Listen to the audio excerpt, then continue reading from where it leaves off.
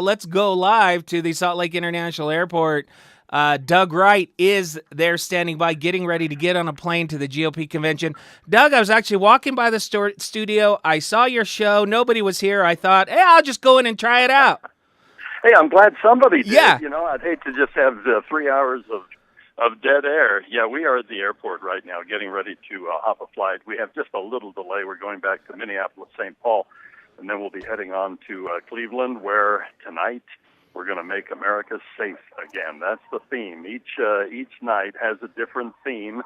Safe again. We're going to go back to work again. All those types of things. So you were mentioning some of the individuals that are going to be on the speaking roster tonight. Yes. And I'll tell you, the highlights. This is probably it. I mean, you mentioned a couple, but I mean, Melania Trump. Yes. I mean, wow. Well, wow can mean a lot of things. I think what's interesting is Donald Trump is going to come out and introduce his wife, which is that's different for a convention. A lot of times you won't even see the presumptive nominee until they're introduced as that nominee, like on Thursday night.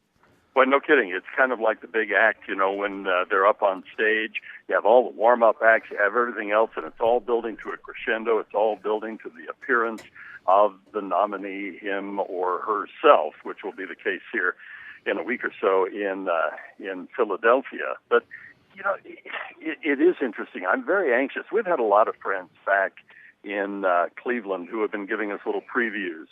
Lee Lonsberry, who is now with Congressman Bishop's office. Yeah. He's been texting us, giving us the lowdown. We also have the head of the Sutherland Institute, our friend Boyd Matheson, who has been giving us the lowdown. Enid Mickelson has been back there. She's been giving us the lowdown. We have Gail Ruzicka from the Eagle Forum and others. So we've been getting a little preview. And, I have to tell you, all of us are really wondering what it is going to be like back there. One of the questions that I asked Lee Lonsberry last night when we were texting back and forth, I said, is it a fortress like Tampa? When I was in Tampa, Jay, I have never seen anything like it. The security, the fencing, the razor wire, the dump trucks, cement trucks that were parked for security. And it was interesting, even Senator Hatch commented on it. As you know, he's been to quite a few conventions. He said he's never seen anything like Tampa. And I asked Lee last night, is it like Tampa? And he said, no, it's not like Tampa. It's a little more open than Tampa, but still pretty buttoned down. You mentioned the open carry thing. Boy, yes. That's been a controversial deal back in Cleveland because in Ohio it's state law. You can't take tennis balls in there. You can't take nunchucks in there. You can't take lumber over a certain length in there. But you can take you can open carry. And by the way, I've been looking into it. It's open carry and loaded. Some places who have open carry, you have to keep the ammunition separate. It's open carry, it's loaded. But to be clear, there is a perimeter set up by the Secret Service where even that does not stand. Yeah, where you have to go through Secret Service protection, yeah. There is just no way. There's no way. But there's a 1.7 square mile area that is kind of fenced off. There are the protest areas. There are other things that are included. But, I'll tell you, it's given the cops some pause. And we've got 27 Utah Highway Patrol officers that are back there that are on the dime of the RNC. And I remember talking with them last week, and you don't know what to expect. And it'll be interesting to find out where they are deployed. The thinking was that they might be out in some of those free speech areas, protest areas, but you never know. Well, we know that there are two protest marches scheduled today, and by scheduled, I mean those groups have contacted law enforcement. They've arranged for the area where they will be. They have requested law enforcement, and I believe they have said some of their protesters will be carrying weapons. We saw some of that in the impromptu protest yesterday. And it really, I think if the protests stay peaceful, no problem. But if you get into a situation in light of what happened in Baton Rouge and officers are having to decide who is shooting, and who is a danger and who is just a protester who was exercising their constitutional rights, that could be a very scary, tricky situation.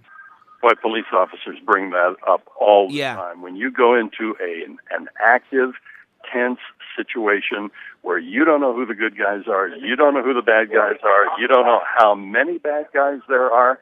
And when people are openly carrying, and even we have a problem sometimes in those situations with the concealed carry permit holders when they draw their weapons, how do you know who? And I'm as big a supporter of the Second Amendment as I think just about anybody, and I believe in the rights associated with it.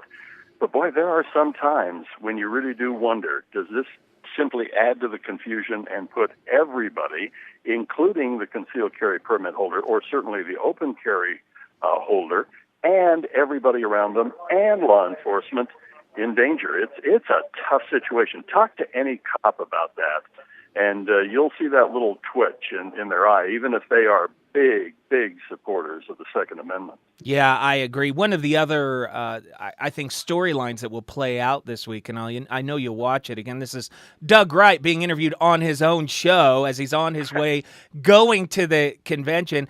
The storyline is not who's at the convention, but who won't be at the convention. Absolutely. Isn't that true? Yes. When you look at this roster, I have never, and I've been to a lot of conventions now, Republican and Democrat, and they always trot out the grand old men and women of the party. They always trot out their former presidents. They always trot out their former official nominees.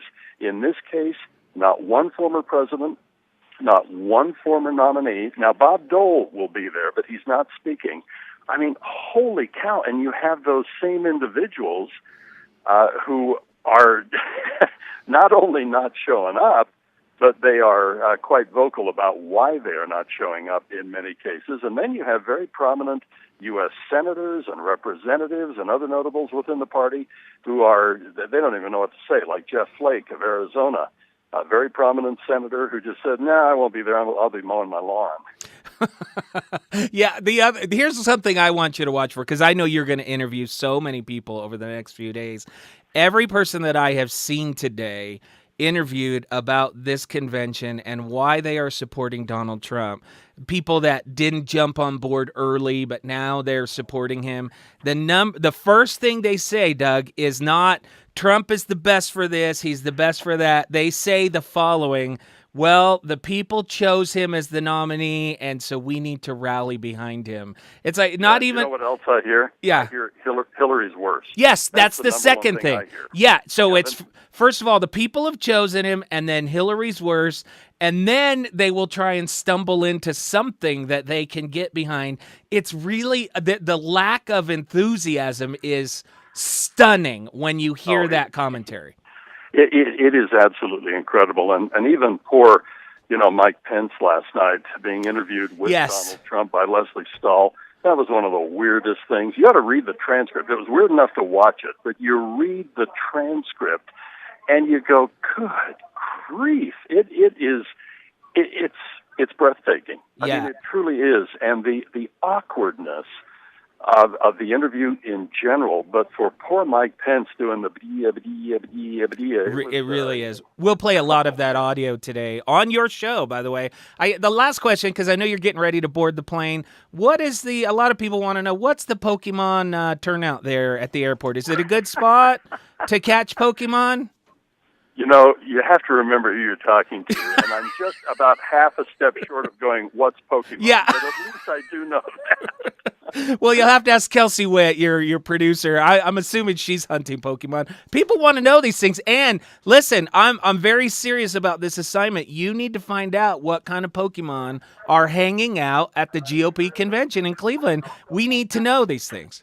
Absolutely. Inquiring minds want to know. All right, Doug, have a safe trip, and we'll look forward with great anticipation to your coverage all this week live from the GOP convention. Hey, thanks, Jay. All right, there you go. Doug Wright. I know it's a little weird, Doug Wright being interviewed on his own show, but he is getting ready. He will be broadcasting live. He's also going to the Democratic convention, and will do the same. And again, we want to know, what is that Pokemon turnout?